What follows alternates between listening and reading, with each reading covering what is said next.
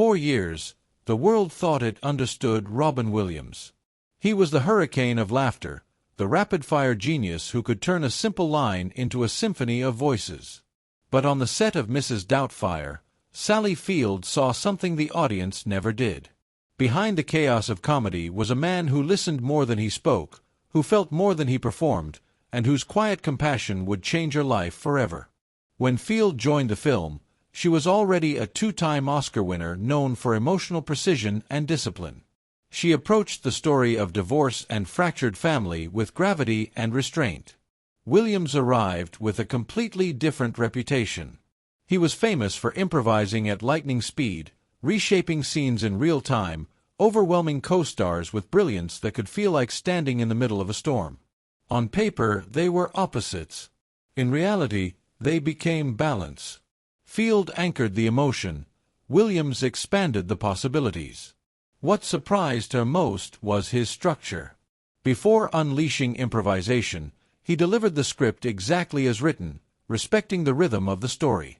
Only then would he explore. His spontaneity wasn't reckless, it was disciplined curiosity.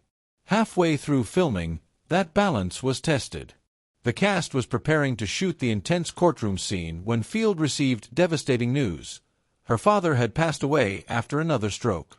Composed but shattered, she intended to continue working. The production schedule was tight. The scene was critical. To everyone else, she appeared steady. But Williams noticed the shift immediately. He didn't crack a joke or draw attention. He quietly pulled her aside and asked what was wrong. When she told him, he didn't hesitate. He went straight to director Chris Columbus and insisted filming be rearranged. Her grief mattered more than the movie. That moment forged a bond that didn't need publicity.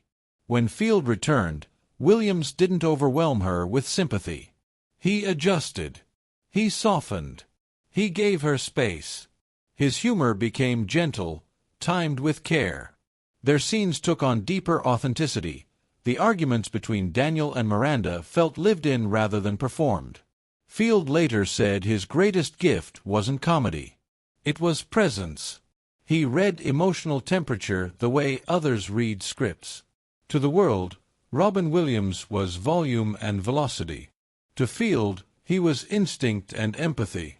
Years later, when news broke of his death in 2014, the shock rippled across the globe. What followed revealed a painful truth. Williams had been battling Lewy body dementia, a severe neurological disease that caused confusion, anxiety, and cognitive decline, a cruel condition for a man whose identity depended on mental agility.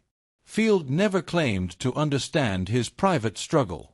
But she spoke about his bravery, his sensitivity, and the unfairness of losing someone so attuned to others' pain. When she later reflected on Mrs. Doubtfire, she didn't talk about the costume or the jokes. She talked about love, about the joy of simply being in his presence.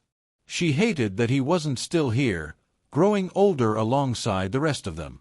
And in sharing the story of the day her father died, she didn't redefine his legacy. She clarified it.